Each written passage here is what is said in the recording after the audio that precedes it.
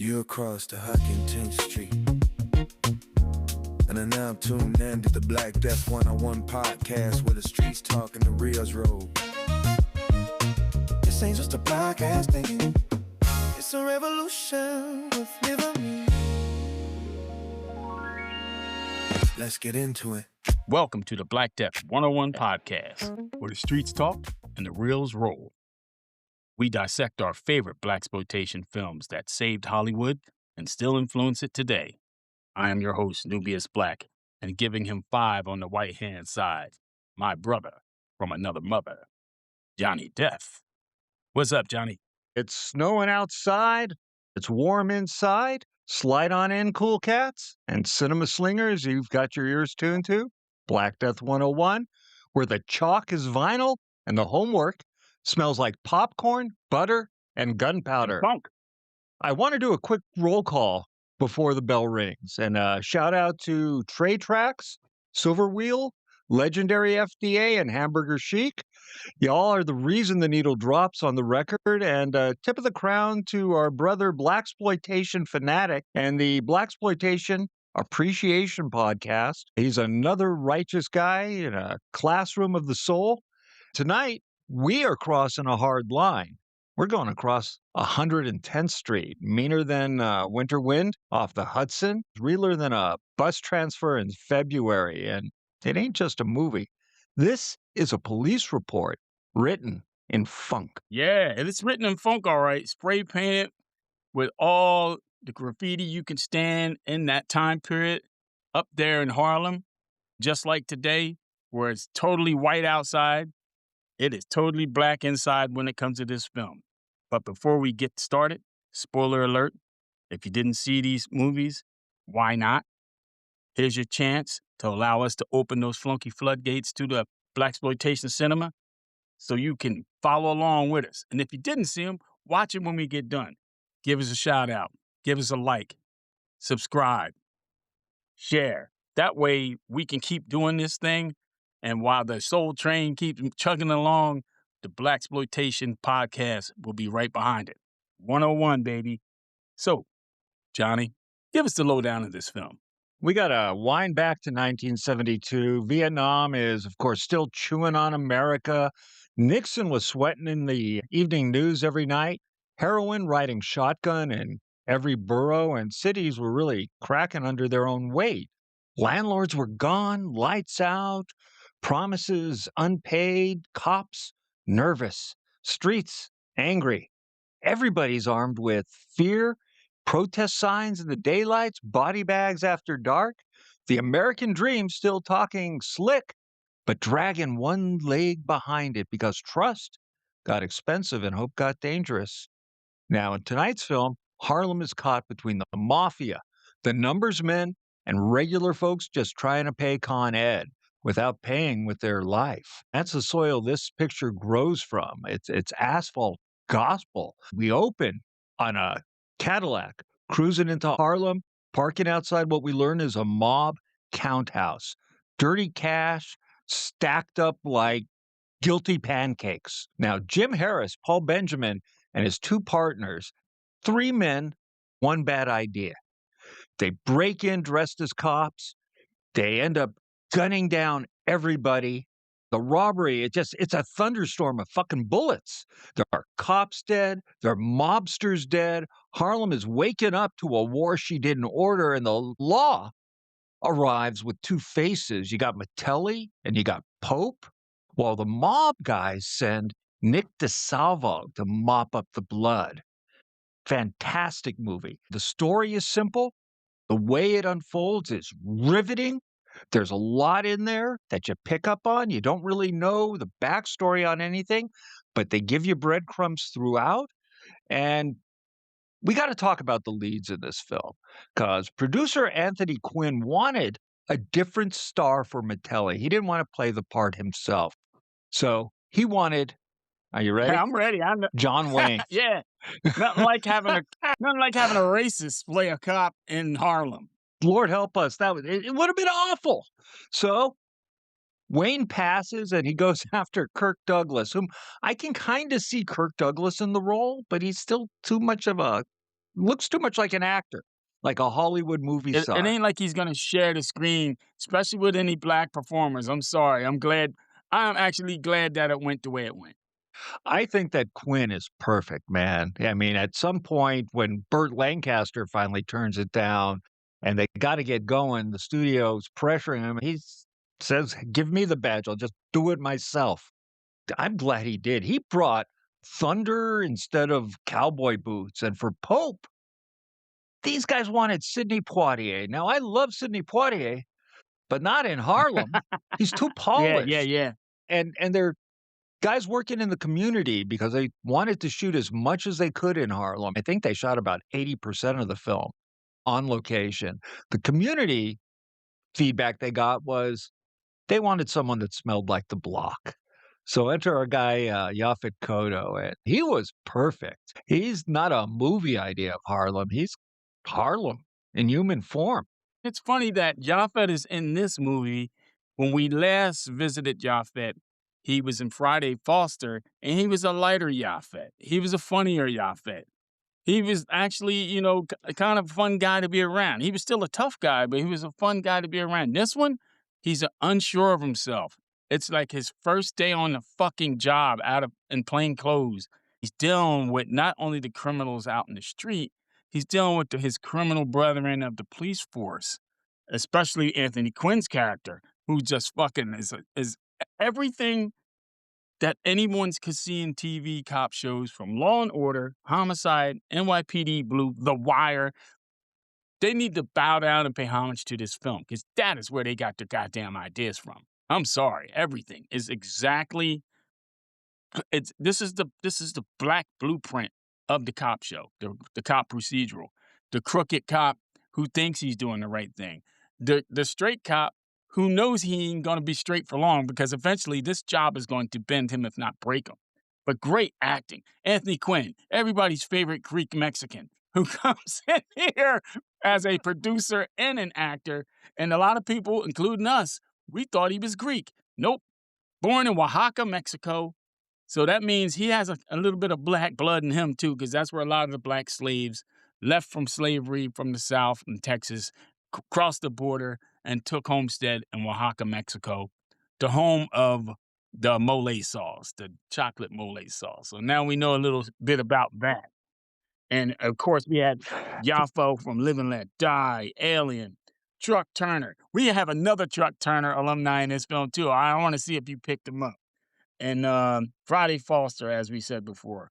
But the one I never paid attention to all the years I've seen this film, I can't pronounce his last name again. Anthony, what was it again?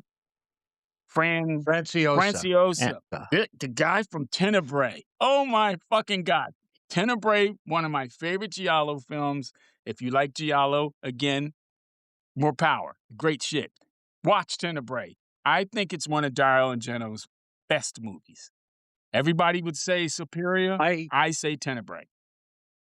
Because it's just so batshit insane. From the music to the bright colors to the orchestration of the violence, everything in this movie is great. Because it leaves your brain is always on going, who's the next brunette to get it? And then we had, you know what I mean? Antonio Fargas. He's in this movie. Who steals every scene he's in. Yeah, but you know what? I'm gonna give you a word of advice. If you're gonna commit a crime, don't have Antonio Fargas be your wheel man. Don't. Just matter of fact, don't even have him near the crime because nothing good's gonna come out of it. No, he does not know how to keep a low profile. So we've got the three robbers. We've got Henry, we've got Joe, and we've got Jim. Jim is played by Paul Benjamin, who was the senator in Friday Yes. Foster. Man, I love this actor. He can say so much with just a look in his face. This character he's playing, you eventually, if you're paying attention, you learn that the system grabbed Harris at 12 for a candy store stick up and raised him like a state-owned son. He says it raw. The language that's almost as ugly as the truth, and it broke my heart. He tells us that he's a 42-year-old ex-con with no education, no trade, and a medical condition that we later learn is epilepsy. This is not in there for shock value. Man, I Acting felt so 101. bad for him. Acting one. Did you not feel? You felt that.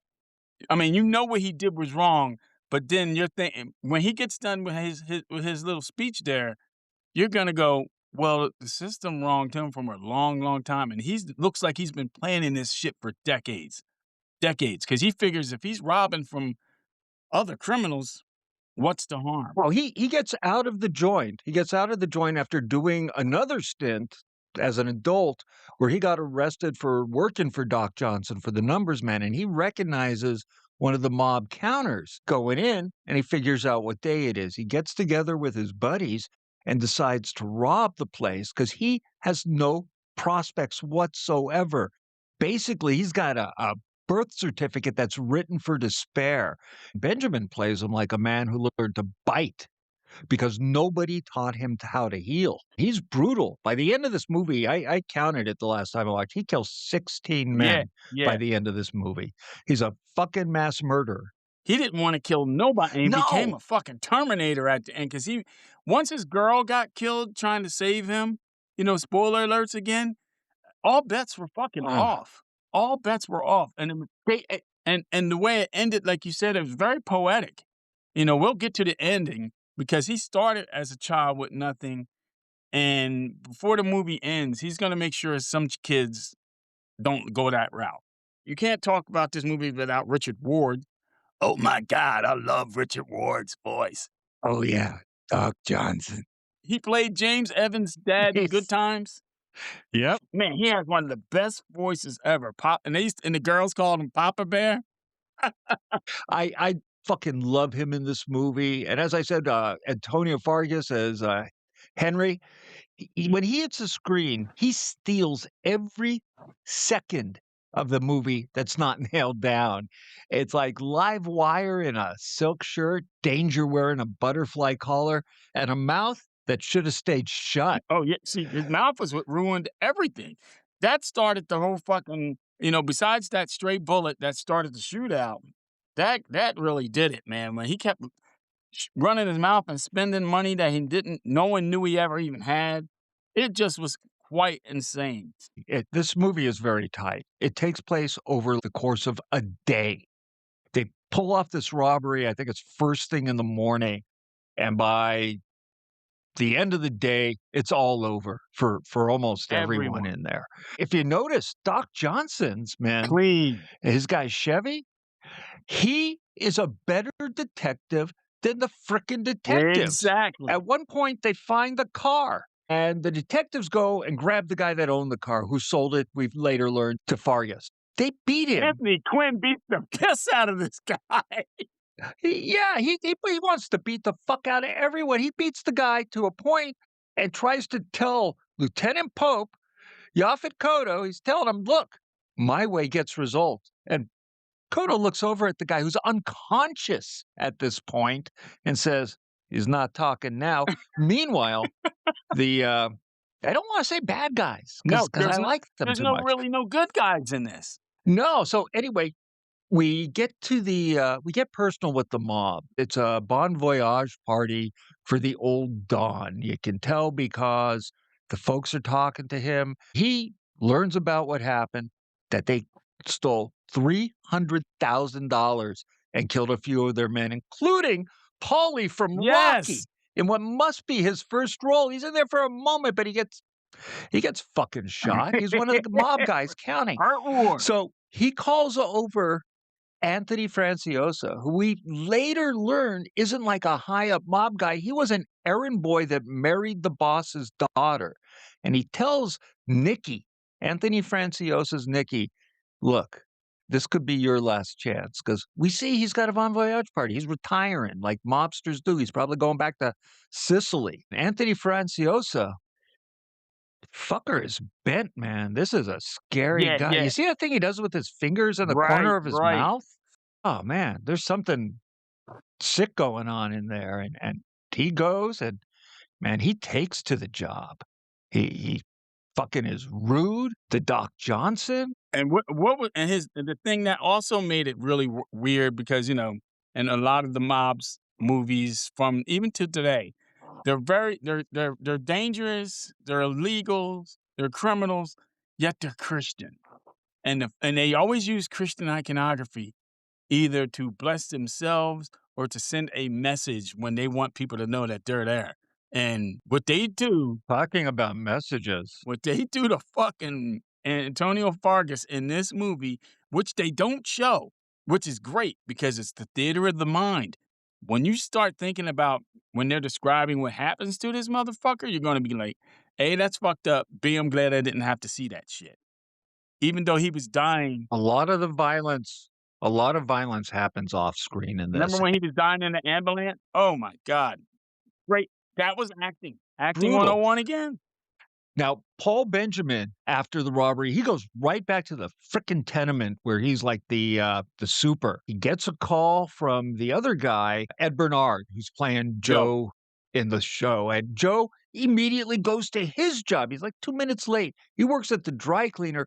That's where they borrowed the police uniforms for the robbery at the dry cleaner where he works. So he goes back there, and this man, he's taking it hard. He shot a man. He was there when his everything went conscience is down, eating him and he alive. froze. Yeah, that, and he's fucking terrified. I think he knows that he's gonna die. He's got glances that are as heavy as a manhole cover, man.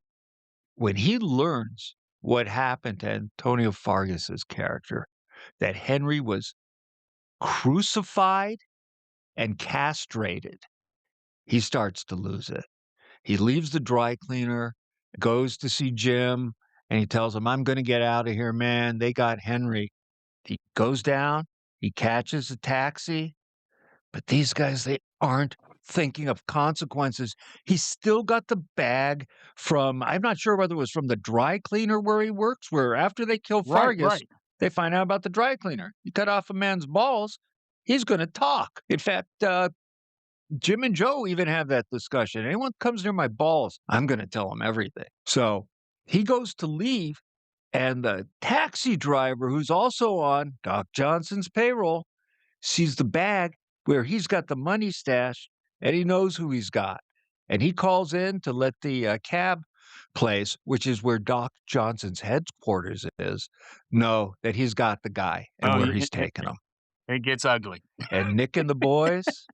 Nice chase scene, by the way. Yeah, another shootout and a chase. A chase up into a skyscraper that's still under construction in Manhattan. Wow. Didn't it remind you of Darkman? Remember Darkman? Sam Raimi's film?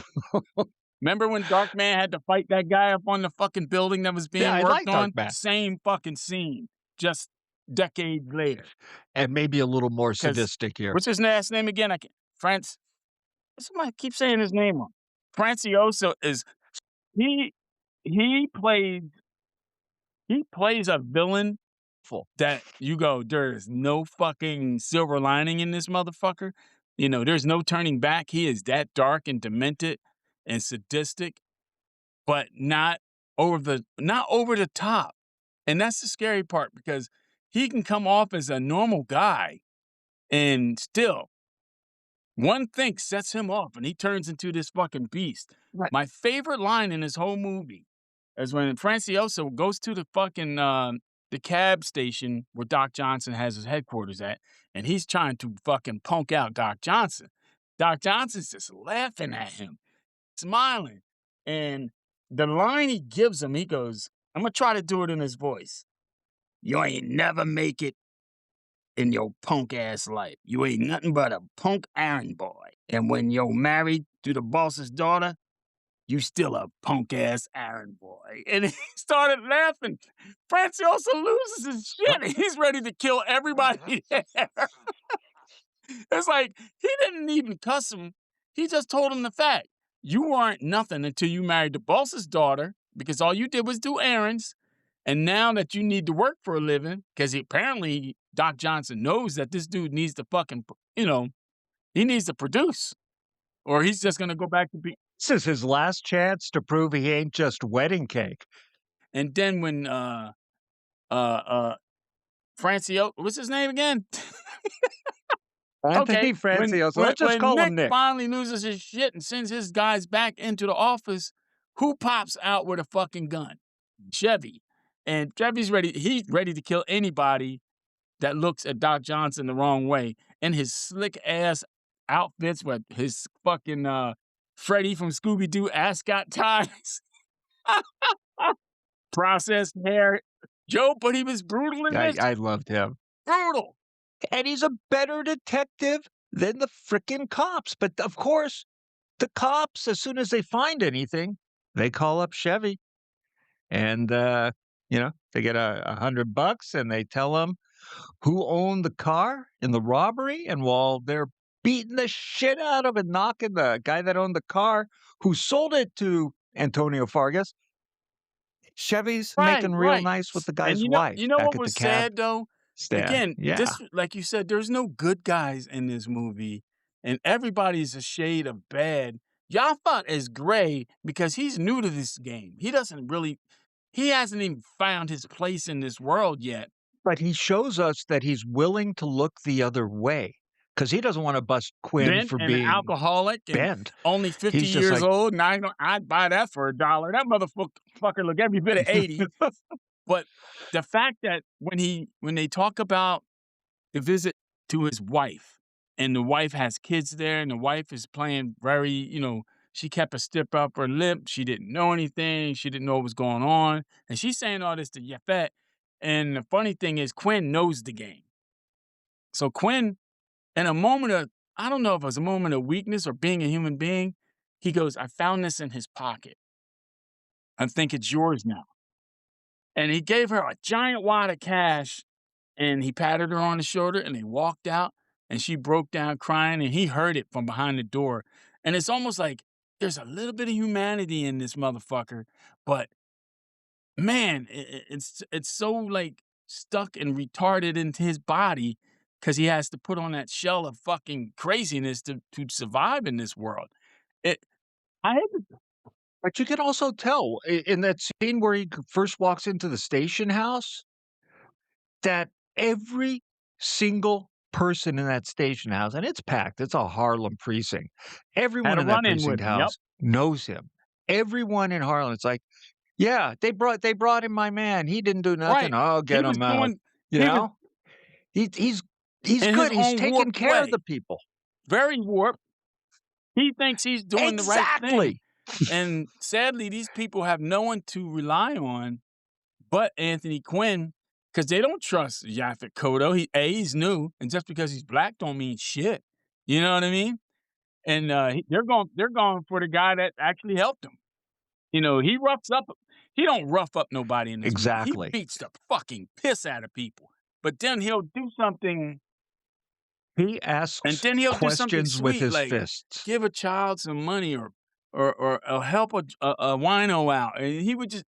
It's a very conflicting film, even as the viewing audience, because when you're watching this, they set up the precedent. You're gonna hate this motherfucker, but then they give you these little moments to make you go, "Well, that was unexpected," and that's what I'm telling you, dude. This movie does not get enough love. That's what makes this movie done so well, because it's sold as a Yaphet Kotto type of film, and it is, but it ain't. Anthony Quinn fucking carries his fucking movie. Him and fucking It's more. Jimmy, god damn. and then you got Doc Johnson, who's fucking fantastic. Ugh, That motherfucker doesn't sweat shit. the You fucked best. up his black and white TV, and he just smiled like, "I'll get a colored one." You know? He Yeah. was great. Almost everything, as I said at the beginning, was shot on location. And that was made possible because Aeroflex had been designing a new blimp camera. Blimp means that it's quiet. So a new camera that was light was 35 pounds. It was the Aeroflex 35B. It was built specifically for use at the Munich Olympics. Production for this got to use the camera for a week. And when that week was over, they didn't want to give it back. They got it for another 5 weeks. And that is why we were able to get so much atmosphere in this film. And the direction in this film is freaking on point. How about that scene where Benjamin is on the phone at the tenement? And this is when we're kind of figuring out what he does when he's not robbing mobsters. And we're looking down at Yeah. him through this staircase, and it feels like he's an It animal looked almost trapped in a pit. like he's in the bottom of hell trying to call his way up out of there. The cinematography in this film was fucking fantastic. You know, I think it was Jack Priestley who did this, and he did the Pelham, taking a Pelham. 1, 2 what is that I show? believe 1, so. 2, 3? Taking Pelham 1, 2, 3? Taking a Yeah, Pelham, he one, did two, three, with he Robert did the Shaw, fucking and Walter Yep, Matthau. he was the Great movie. cinematographer of this, and, sheesh.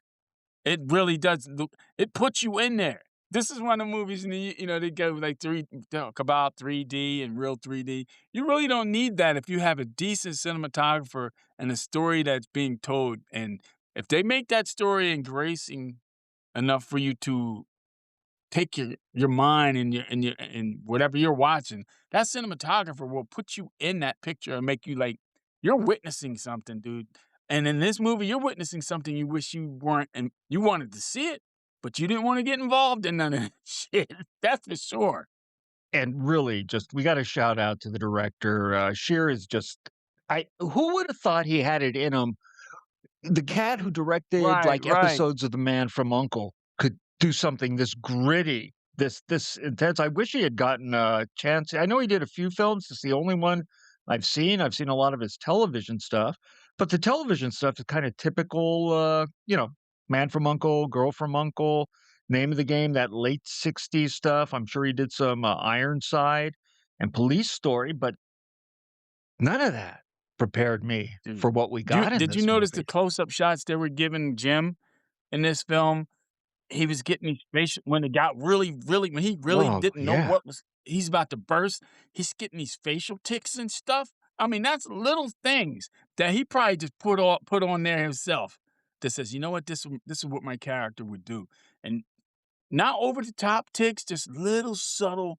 His eyes would blink and he would have these tics around the sides of his mouth, and you're like, "This motherfucker's about to lose his shit right here."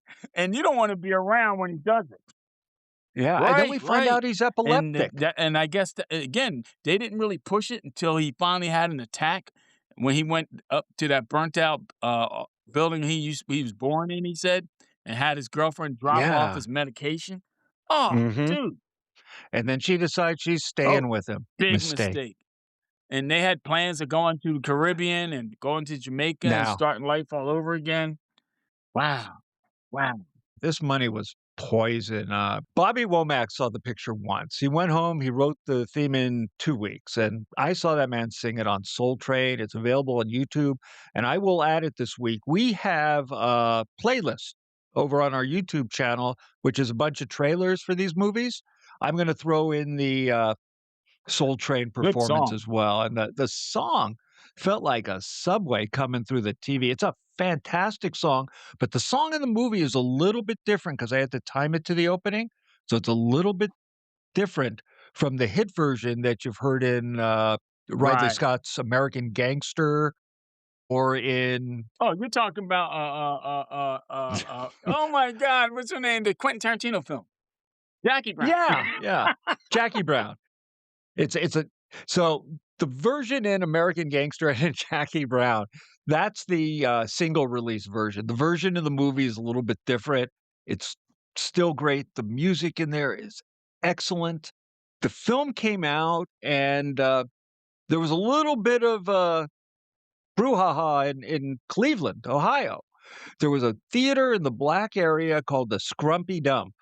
And when United Artists booked this for MGM into the theaters in Ohio, they bypassed that. They just booked it in. They weren't thinking into just the first run theaters, and none of which were in black neighborhoods. So there was a little bit of a hoopla, and they corrected that.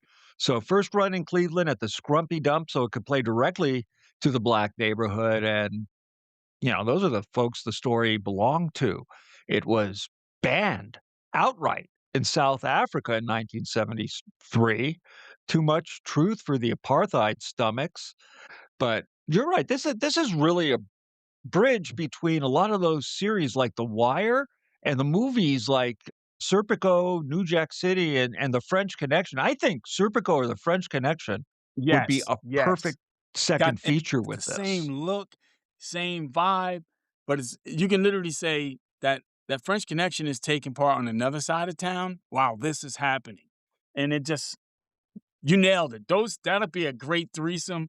If you got the fucking balls to sit through 3 of these motherfuckers without being too depressed, because there's no happy ending in this motherfucker, not at all. But we have a first in this. Holy shit, I almost forgot. We have a first. First black credited stunt coordinator, Eddie Smith. And this was before our man Bob Miner took over after that. Shit. Yeah, Bob Miner did everything that was being shot on the West Coast, and Eddie Smith handled all the stuff for the East Coast. But Eddie Smith was the first credited black stunt coordinator in across 110th Street. So we do have a first with this one.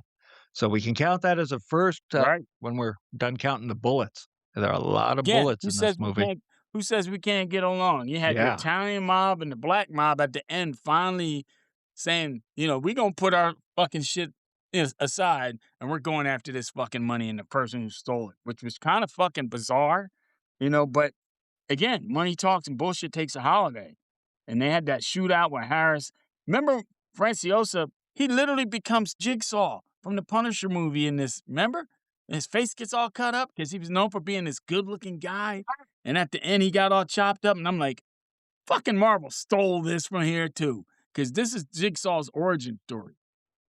And it's just crazy, man. It's just like we talked about in the beginning of the podcast that, Jim didn't have anything. He was raised by the system, went to jail for stealing a piece of candy and then went to jail for petty theft, and he was in there forever.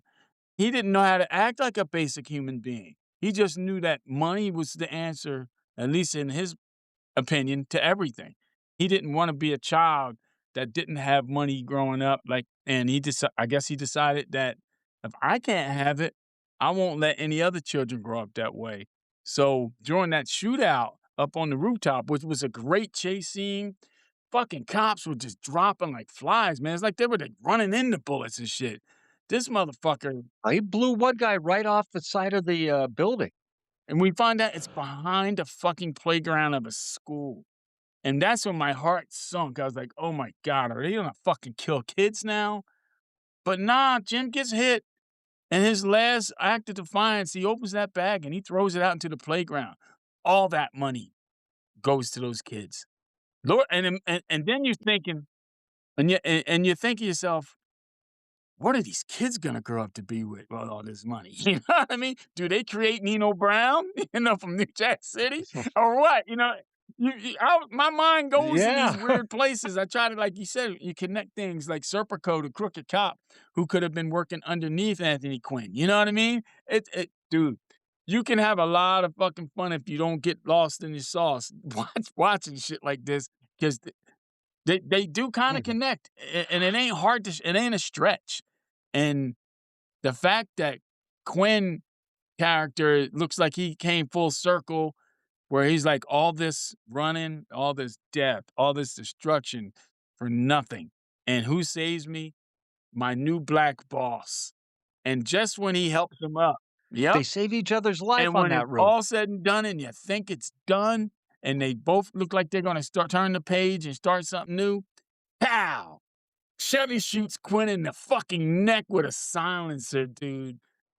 And like you said earlier, Doc Johnson was on top of everything.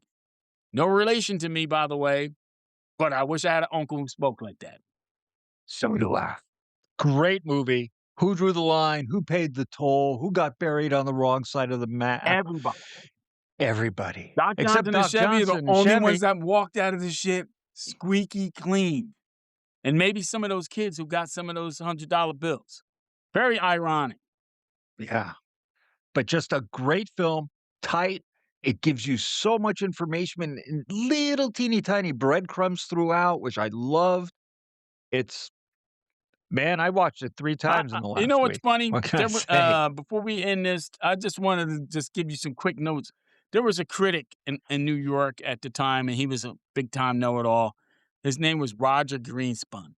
And he hated this movie with a fucking passion. and everything he hated it. He said it was too vicious. It was insults blacks and whites race relations. I'm like, dude, it's 1972. There was no kumbaya going on then, you know. And he's like saying how it basically took back the civil rights movement, and he didn't like the conditions that the characters lived in. I'm like, then why doesn't this motherfucker donate some of his money to help some of these tenements out? You know, this movie is only painting a picture of what actually existed. This is not the Harlem of today, where everything has been gentrified and to pay a rent there is basically to sell your soul. These people were living on dimes and burnt out, fired out tenements where electricity worked sometimes, where plumbing worked sometimes. It amazes me when you got critics like Roger Greenspun who would say shit like this. I just found it funny. And Roger Ebert didn't like it either, you know. And he found it funny that it's not positive. This movie did not have a positive ending to it. And it's like, dude, welcome to the 70s, douchebag. There was no fucking positive ending to it. Even again, going back to from now to back then, there's no positive ending to it. Black people can't live in Harlem now. What are you talking about? I mean, is this the fucking Pangea? This fucking great society that we're talking about that they claimed that Harlem was going to be for everybody? No, it's not. So again, the writers and directors wrote a film of fiction using the shit of fact that's out there, you know. And that's what, you know, when you put out there how it's negative, it's showing that black people in a negative light or Italians in a negative light. It's like, dude, this is how people lived back then. You know, this is not, if you want fantasy, see a fantasy film. If you want gritty action and gritty drama, this is it. This is the same shit. This is the great grandfather of Law and Order, The Wire, and NYPD Blue.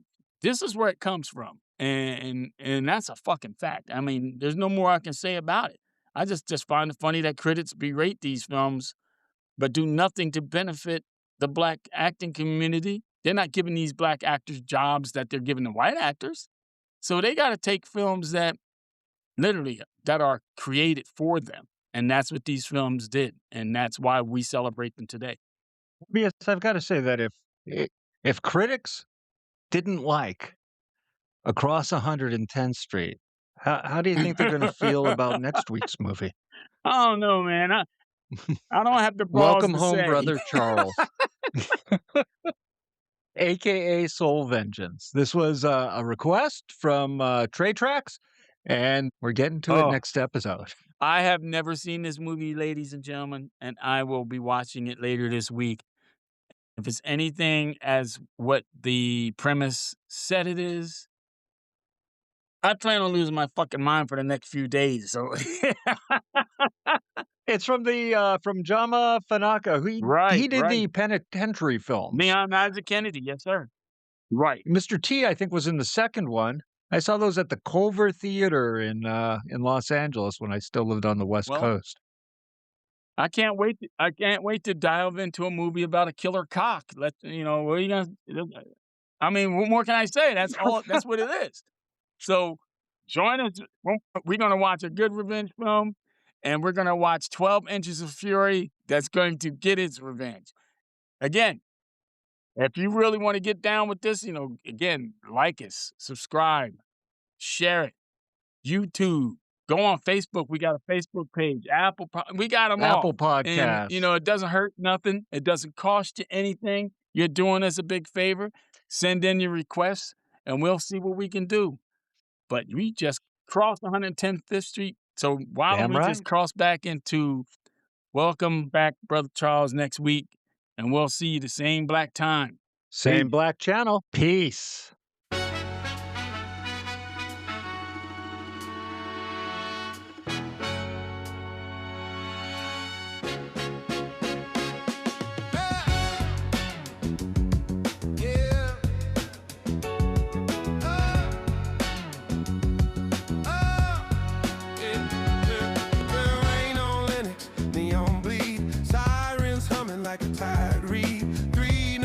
gangsters with a desperate plan. Gun feels heavy in a trembling hand. Dreams talk loud, but the street talk louder. Gunmetal cold, smell of cheap gunpowder. One bad move, whole world tilts wrong. Harlem breath holding all night long. Probably gone wrong, cross 110th Street. Concrete hard with a heavy beat. Ain't nobody sliding home tonight. Bullets write the story in blood red and bright. No heroes left when the deal gets done. Ain't nobody going home except Doc Johnson. Yeah, except Doc Johnson.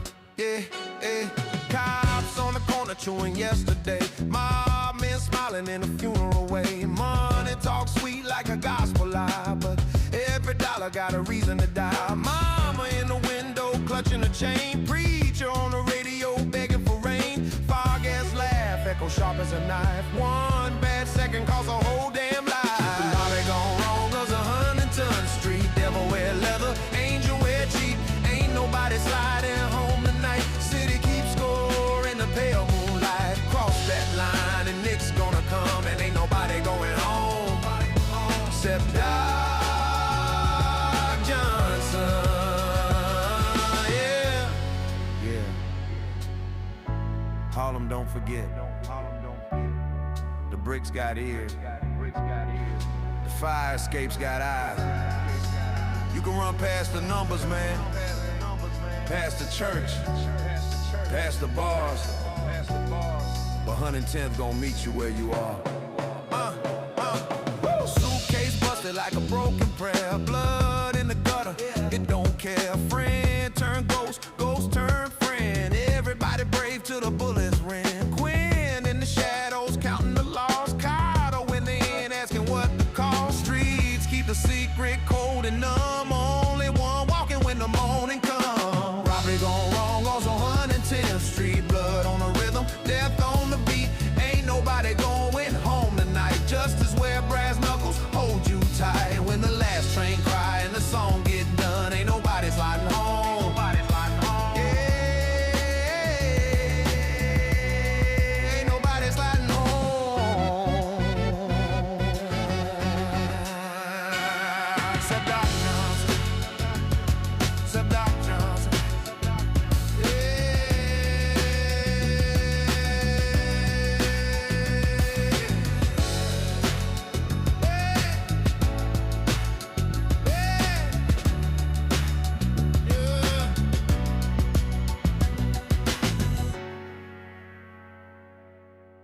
Hey, Funketeers, if you made it this far, the actor that appears in Across 110th Street is Paul Harris, Gator, from Truck Turner.